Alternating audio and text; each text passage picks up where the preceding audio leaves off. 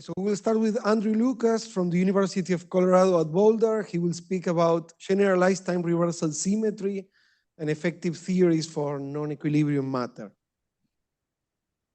Okay. Yeah, so let me start by thanking the organizers for the invitation. Unfortunately, I'm not allowed to travel during finals week, so I was unable to come, but well, okay. Thanks for giving me this sort of Zoom option. Yeah. Okay. So today I'll sort of talk about some work that I've been thinking about for about 2 years or so. I think I'll probably spend the majority of the talk just trying to give a kind of broad perspective on kind of effective field theories for dynamical universality classes, and maybe even highlighting work that's not mine, but I'll try to tell you a couple parables along the way where I think that we've had something interesting to say. Okay. Yeah, so let me first acknowledge my sort of group members highlighted here who have contributed to various pieces of this story. This is also work that I've done with Paolo Glorioso, who's now at UMD over the past 3 to 4 years. Okay, so to try and start at maybe a very simple level, this talk is sort of motivated in part by the resolution to maybe 2 things that seem in tension with each other. So if our goal is to build a sort of effective field theory for dissipative dynamics, we have to sort of address maybe an elephant in the room, which is that dissipative systems have an arrow of time, right? So, you know, if we have this damped oscillator, the amplitude of oscillations should shrink with time rather than grow with time. On the other hand, the language that we would like to use for effective field theories is sort of based on Lagrangian or perhaps Hamiltonian mechanics. And either of these options sort of don't seem to admit an arrow of time in quite such an obvious way. For example, in the Hamiltonian picture here, I can just flip the sign on the Hamiltonian, and that effectively flips the arrow of time. But that's a kind of mild change. You know, mathematically, it doesn't really do very much to the structure or anything. Whereas in the dissipative system, you know, flipping the arrow of time is unphysical. So at least in the form written above. So at least a priori, it seems like the effective field theories or effective point particle theories here, the way we've written them down, are kind of not sufficient to describe these dissipative systems. Okay. But that sort of parable is somewhat misleading. And in fact, we've arguably known for quite a long time how to overcome this sort of tension, at least for systems in thermal equilibrium. So if we have a system in thermal equilibrium, the resolution to this story begins with a point that might feel a little bit strange, which is that we should take our original, let's say, damped oscillator equation in this case, and we should add noise. Okay, so we should consider this theory in the presence of fluctuations. And this restores this sort of tension that we had about the existence of an arrow of time. And to see that, it helps to think about what would happen if we sort of watched a movie of this sort of noisy oscillator. We would see the oscillator sort of jittering back and forth, but if I just showed you this plot, it's not really clear whether time is sort of moving forwards or backwards in the picture, and it could kind of make sense going either way. And to be a little more quantitative about this idea, the way that sort of adding in noise to the system restores this idea of arrow of time, which, as we'll see, will be crucial for building a sort of well-controlled EFT, is through the following criterion. So when we have this system in thermal equilibrium, the notion of sort of time reversal that we might have started with in dissipationless dynamics gets replaced with a condition usually called the detailed balance condition. So given two microstates of the system, A and B, the probability to go from A to B is related to the probability to go from B to A with a weighting factor that depends on the probability of the microstates that we're transitioning between. Okay? And so the arrow of time that we were worried about before isn't really so bad. It's just a consequence of starting in a highly atypical initial condition. So if we start somewhere very atypical, it's very hard to reach it starting from a more typical state. So, we flow towards typicality. And okay, over many decades, but I think done in a very elegant way in the past one, there's been a lot of work in building effective field theories for dissipative thermal systems. And I think that the sort of crucial ingredient to make the story work is essentially replacing time reversal symmetry that we might have had in an equilibrium system, or maybe a dynamical model for zero temperature physics. We have to replace time reversal symmetry with some generalization that captures this detailed balance condition. Okay, and then we'll sort of salvage the correct notion of arrow of time for a dissipative stochastic system. Okay. So I'll try to distill, I really like the way that these problems were approached in the past decade, but the formalism is quite technical. So I'll try to distill what I think the essence of those methods is to a language which is a little older. So the way we're going to sort of try to build an honest Lagrangian effective field theory for a dissipative system will be to use this Martin-Sigia-Rose path integral developed for stochastic classical systems about 50 years ago. So here the blue, the rho A, represent physical degrees of freedom. These might be conserved densities in hydrodynamics. The pi A represents noise fields in our path integral. And in the way I'll describe this MSR method, the rule is basically that you can write down an L. Every term in L has to have at least one power of pi. The linear terms in pi encode the equations of motion. The quadratic terms in pi encode noise variance, and so on. Okay. And I think what was done in a very elegant way in the past decade was really building the effective field theory around time reversal symmetry, or perhaps in its thermal form, something called Kubo-Martin-Schwinger or KMS symmetry. In this language with pi and rho, if rho is time reversal even, the KMS transformation acts like this. You can check that this transformation applied twice does nothing. So it sort of is a reasonable notion of time reversal. But what it does is it ensures that the transition probabilities between two states, two microstates, obey the detailed balance condition. Okay. And the key thing is basically if we look at this pi A rho dot A term, that term picks up this non-trivial shift under time reversal that reproduces the e to the minus beta h prefactors. Okay. All right. So just to give a kind of simple illustration of how this works, so if we want to build, let's say, a minimal theory, which is time reversal even and describes the hydrodynamics of a single conserved charge, we can do this as follows. So firstly, in this approach, we'll sort of postulate that we have a rather featureless thermal equilibrium, especially when we're looking in hydrodynamic very long length scales by the central limit theorem. We expect to see roughly Gaussian fluctuations.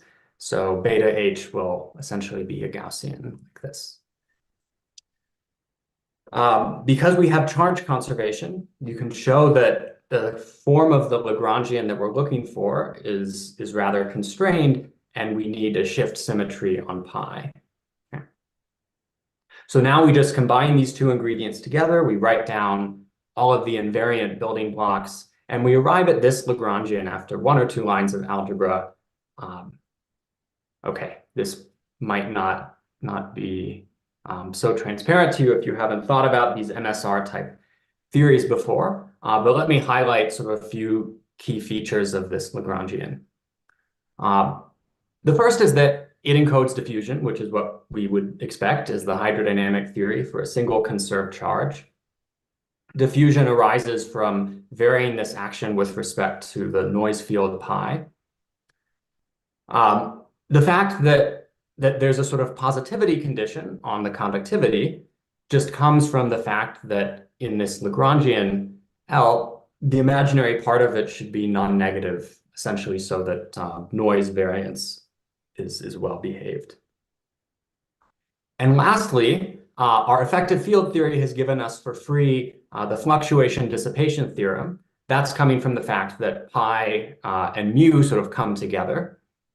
That's the sort of KMS invariant building block, that dx pi dx I pi plus mu. And we also, of course, see the Einstein relation relating diffusion, conductivity, and susceptibility. So, all right, maybe in a slightly abridged form, just in a single slide, we've reproduced all of our simple phenomenology of diffusion, the kind of minimal hydrodynamic theory, really based on a Lagrangian effective field theory. Okay.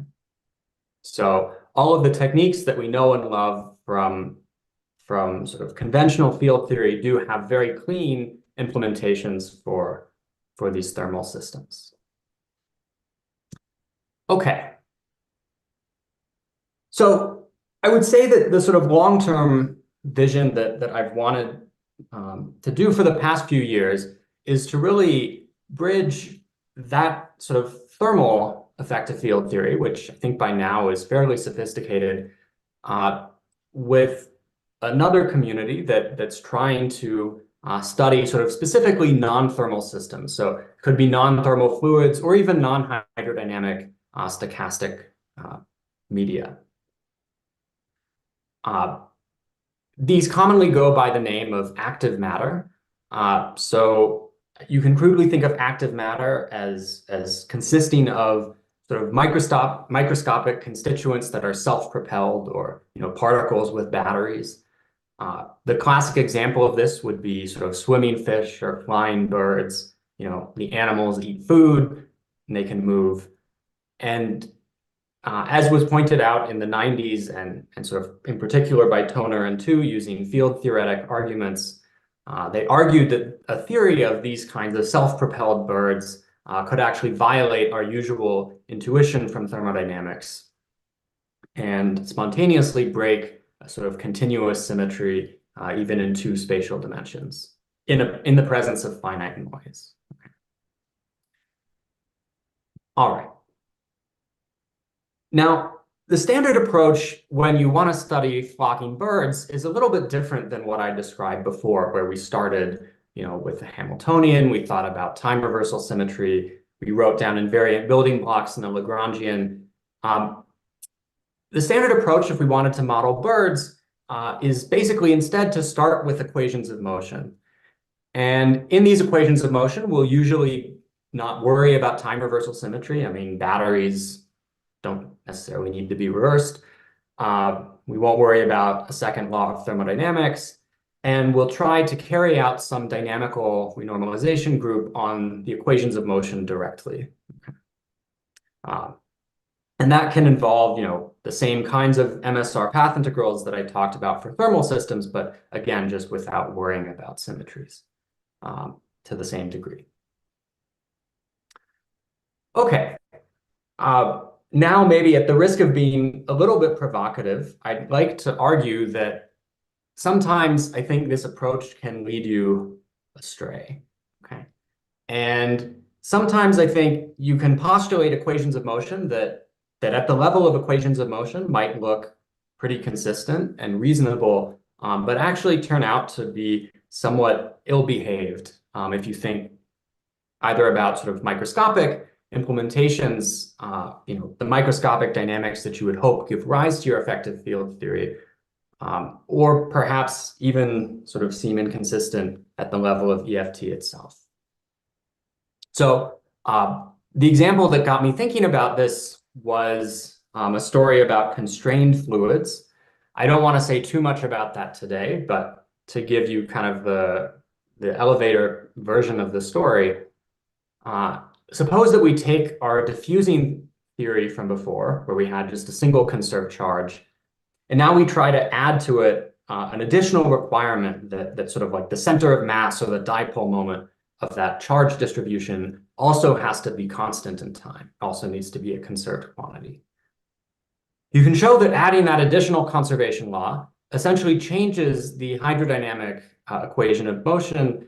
It forces you, instead of just saying that the time derivative of the density plus the divergence of a current equals 0, now you need two derivatives in front of the current. Okay, so we get a sort of ward identity of this form. Now, suppose that I didn't care about time reversal symmetry. I said that, I've got little charged particles with batteries on them, but somehow they have to move in a way that conserves their center of mass. Well, since I have particles with batteries, maybe I don't worry so much about time reversal symmetry. And so I just start writing down terms in JXX. And one of the terms I could write down, even with, let's say, spatial inversion symmetry, would be a sort of fixed diffusion law. So I could write down here, denoted in red, JXX is minus D times rho. However, if you do that, it turns out that you have to violate one of the two criteria listed here. So firstly, it could be the case that when you add noise back to your fluctuating hydrodynamics, the noise breaks the conservation laws. We shouldn't allow for that. That goes against our starting points. So then the only other way you can add this ordinary diffusion term is essentially to break a kind of, maybe loosely speaking, ergodicity assumption, namely that we sort of explore all the allowed microstates equally often. You might a priori not be bothered by violating that constraint. After all, the particles have batteries on them. Maybe the usual rules of thermodynamics need not apply. However, it turns out that this d rho term would be added without actually breaking time reversal symmetry at all. So it turns out that in this theory, time reversal symmetry really doesn't have anything to do with why this d rho term should not be allowed. Okay, rather it's locality and a sort of ergodicity condition, which tells us that actually adding dipole conservation changes Fick's law from a sort of diffusive one to this subdiffusive one, where our ultimate hydro equation has 4 space derivatives instead of 2.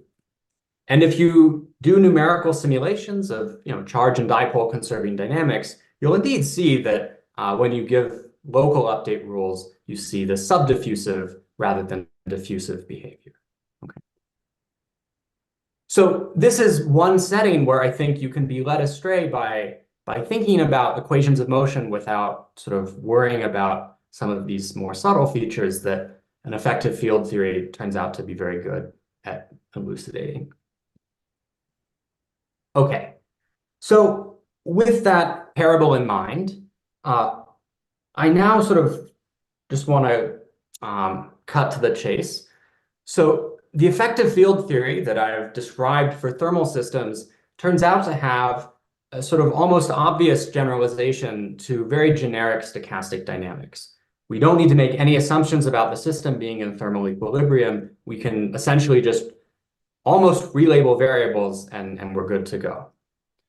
So the key observation is that regardless of whether or not a system is thermal, unless we're sort of doing physics in an expanding universe or something, we probably can expect that at late times, there's some function phi for which the probability of finding ourselves in any given microstate is e to the minus phi of a. And up to some regularization subtleties in these MSR path integrals that I don't want to go into today, it turns out that you can go ahead and just start writing down the kind of MSR effective field theory in the way we've done. I've highlighted two terms here in orange and in purple. The orange terms are essentially your dissipative or time reversal even contributions. And in purple, we have the dissipationless and sort of non-equilibrium or time reversal breaking contributions. Here, I've assumed that all of my degrees of freedom are T even. It's simple to generalize if you want velocity fields, for example. Okay. And the only difference really between the thermal effective field theory that we've described, well, there may be two. One is that we've referred to phi instead of beta H. So that's sort of tautological. The slightly more non-trivial thing is that in thermal effective field theory, we might assume that the Hamiltonian H is really playing two roles. The first is that the Hamiltonian is generating time evolution, at least microscopically, while the second is that the Hamiltonian is also the statistical steady state, or related to that up to a logarithm. Okay. And the only thing that we're going to have to break is the relationship between those two objects. So this matrix A essentially does not need to be a symplectic form, Poisson bracket. It can be more general. But other than that, that's really the only difference. And at least in principle, we now have an EFT that describes more generic stochastic models. Okay. Now, if you can find phi, which is sort of the key caveat to using this approach, then this non-thermal EFT is quite powerful. You get immediately a fluctuation dissipation theorem, a notion of Merman-Wagner theorem. Phi is again just relabeled beta H. And also you can naively construct an entropy current, and it even has the correct limiting interpretation.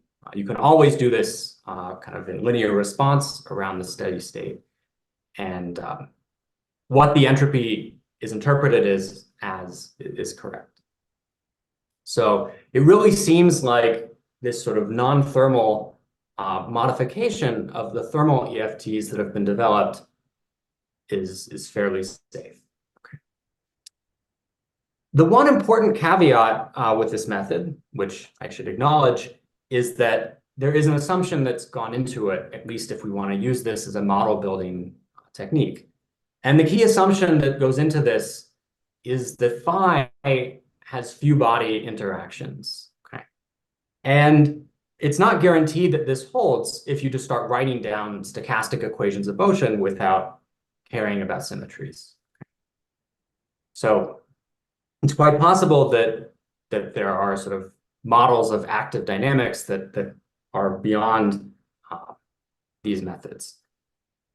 However, I think that it's still worth sort of first charting out a landscape of theories that can be captured by, let's say, this kind of thermal plus effective field theory. And I'll give a number of reasons why I think these methods can be powerful.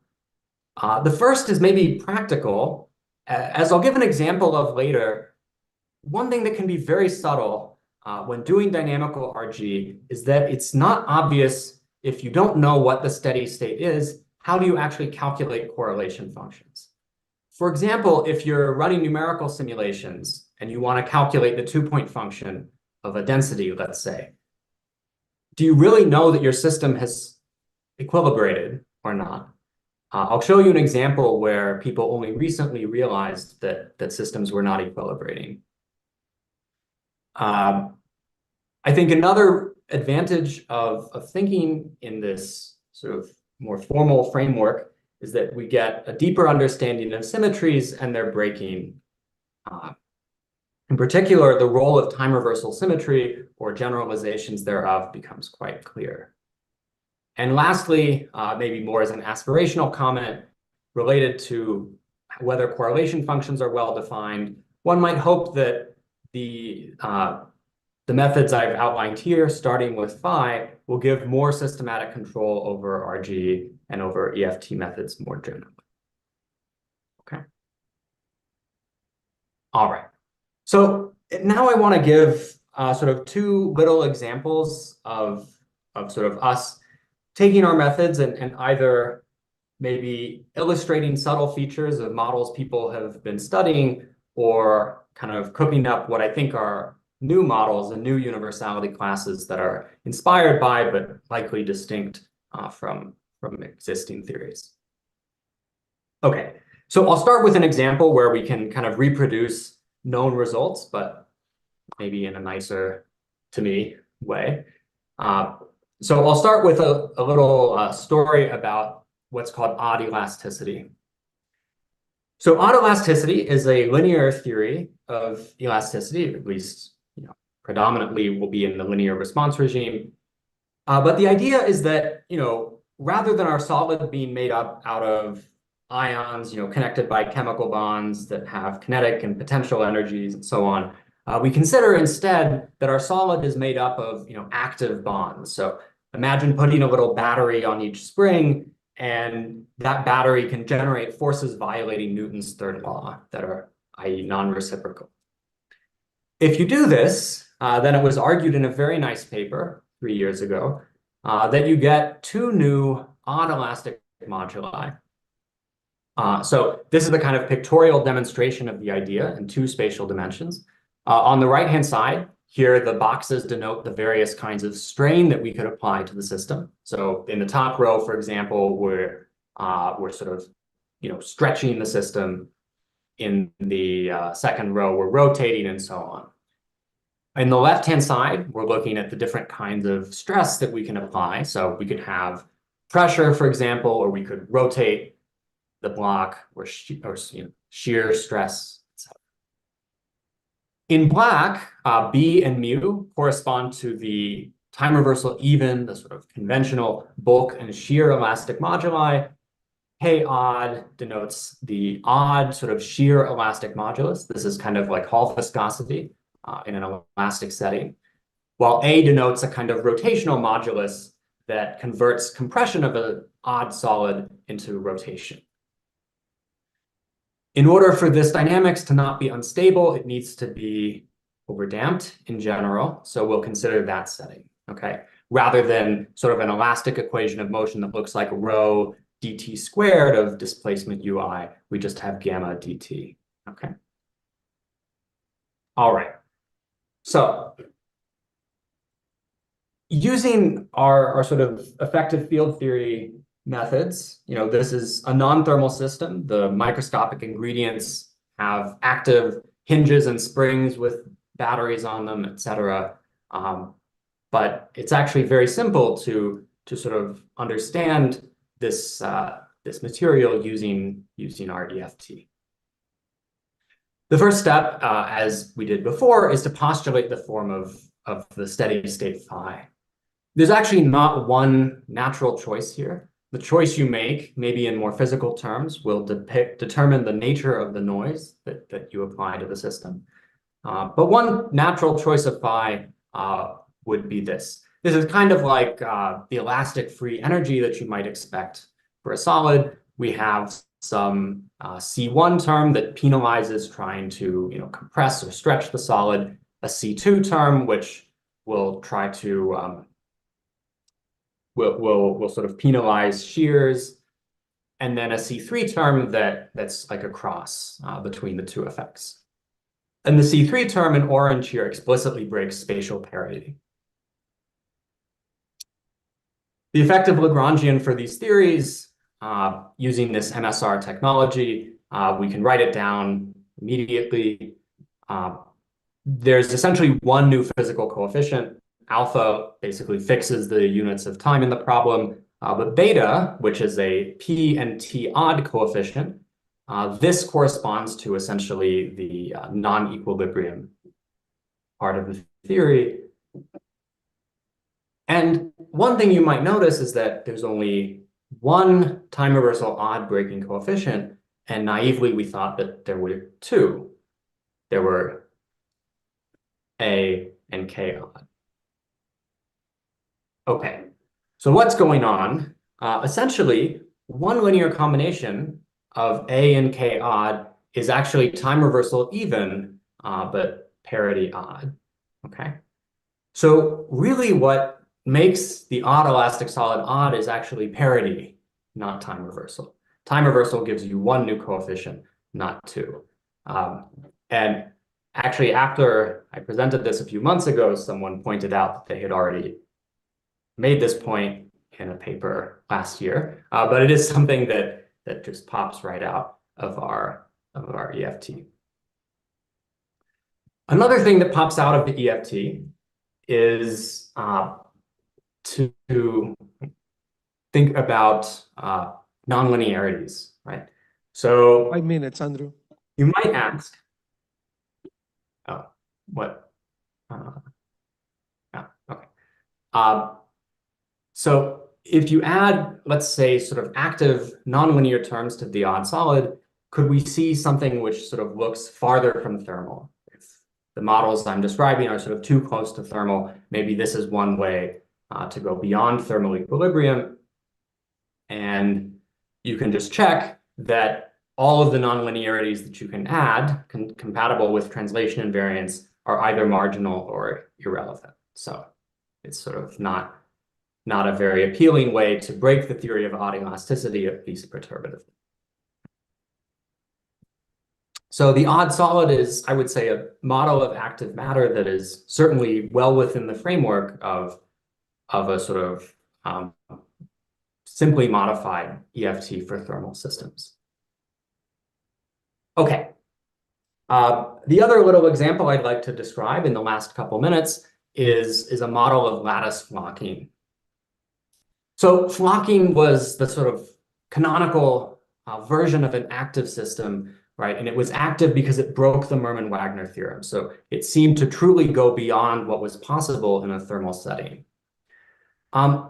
The models for flocking, though, have a lot of moving pieces and ingredients. It's a little bit complicated, and I'm a sort of simple-minded person. So let me instead focus on a slightly simpler theory put forward by Toner in 2012, which is flocking with birth and death.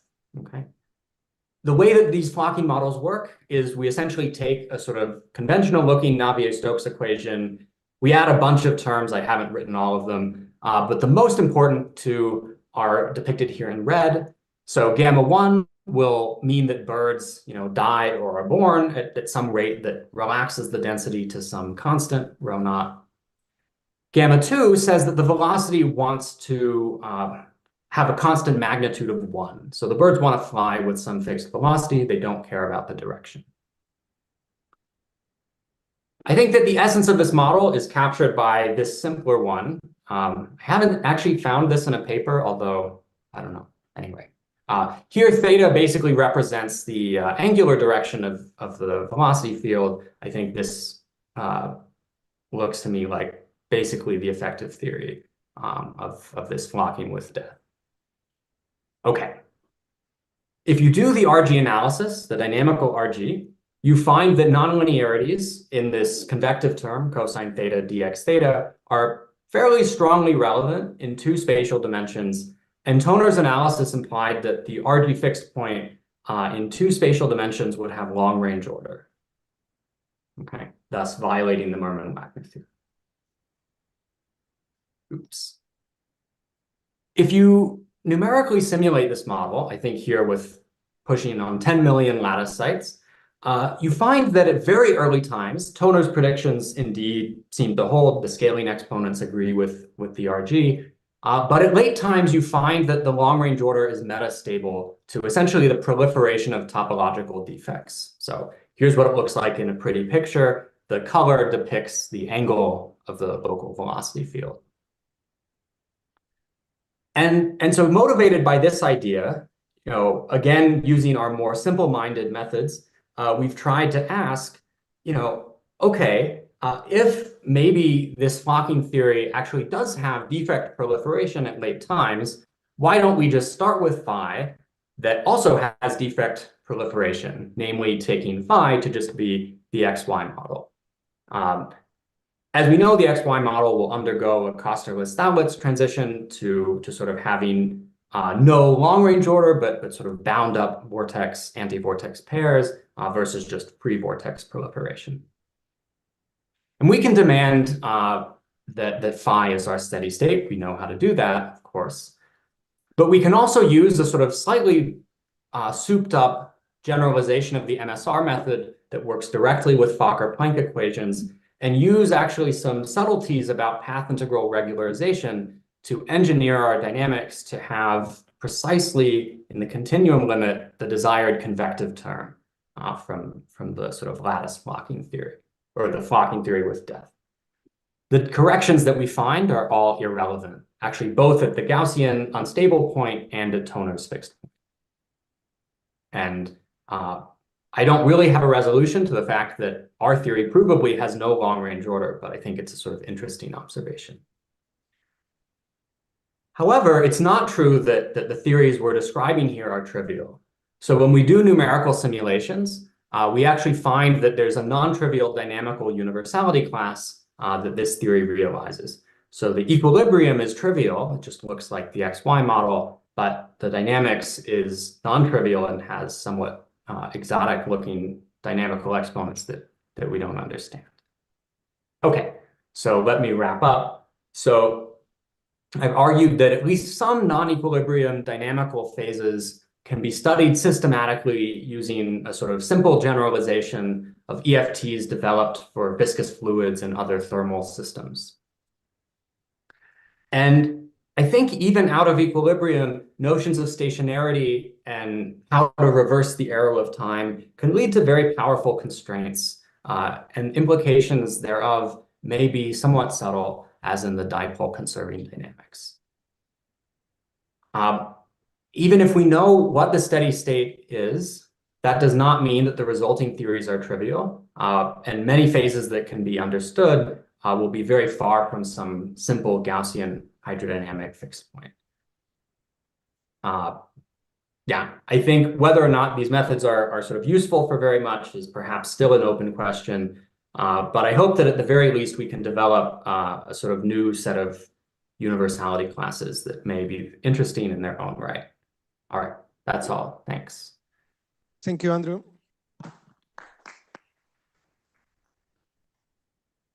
Questions? Okay.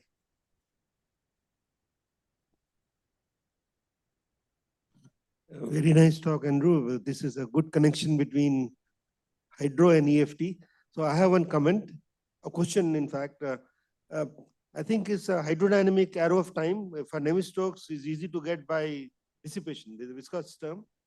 So I did something. Is the dissipation can be used as a tool for depicting arrow of time. That will take you from one direction to the next. So I'm not sure it has a microscopic origin. It is the friction at large scales or friction at all scales could break the arrow of time. Would you like to comment? It's a very different approach, of course, but do you think it can be reconciled or this? You get my point, I suppose. I guess I'm not sure if I could sort of give a sort of sensible answer in real time. Maybe in part I'm not familiar with what you have in mind, but if you send me an email, I can try to get back to you offline. Yeah, I would say that maybe this method is really, especially for questions like turbulence, I think this method is not quite ready to compare maybe to methods people have used. So if that's sort of what you have in mind, then I would say we're not ready to make that comparison, but I think it would be very appealing to do so in the future. Yeah. Any other question?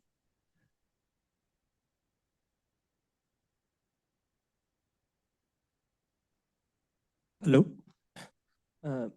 This is a question about these odd terms. Is it clear that that odd terms necessarily mean non-equilibrium? Because you could have odd terms even in equilibrium states which don't have parity or something like that, right? Or time reversal. Isn't that? So, yeah. Okay, so let me make a couple comments on this. So the first is that in this cartoon, I've assumed that all the fields are even under time reversal. If I had a fluid with like a conserved charge and a conserved momentum, then indeed some of the terms in purple are just T even. They're like convective terms connecting a density and a velocity. So yeah, so this cartoon was a little bit simplistic, just for the purposes of the talk. The other comment is maybe on non-equilibrium itself. I think that when I've talked to people, I get the sense that it's somewhat reasonable to just say that non-equilibrium means violating detailed balance. I think active has a much more ambiguous definition and maybe not mathematically precise, but I think it's not unreasonable to just say that non-equilibrium means breaking detailed balance or breaking time reversal. Indeed, many of the methods that we're using are for theories that have a generalized time reversal where it's parity in time or inversion in time reversal. And indeed, even, for example, our lattice flocking model has inversion time reversal symmetry. So,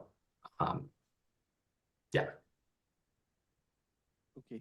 I think that you can already sort of see the sort of glimpses of non-equilibrium physics without completely throwing out time reversal. Thank you. This restriction to locality, how restrictive is it? Does it rule out things like the Toner 2 original model, or? So I think this is a good question that I don't have a firm answer to this, but let me tell you what. So I think there's sort of two possible arguments. The first one is maybe that, well, obviously phi can't be local because you have to violate the Merman-Wagner theorem if Toner 2 is correct, that there's long-range order.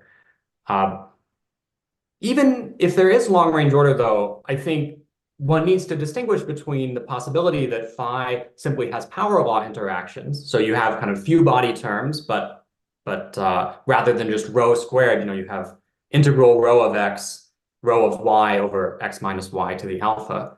That's maybe not so bad, actually. That might just be kind of a consequence that we're very far from a Gaussian fixed point. So somehow in our methods, we just have to put in a kind of brutish way this physics of being far from a simple fixed point.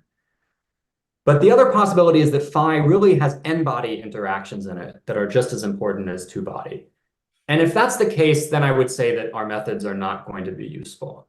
And it's not clear to me whether or not, even if those n-body terms exist in the models of flocking people write down today, are they really critical for accessing the physics of that universality class? I think that question is not, I don't know the answer to it.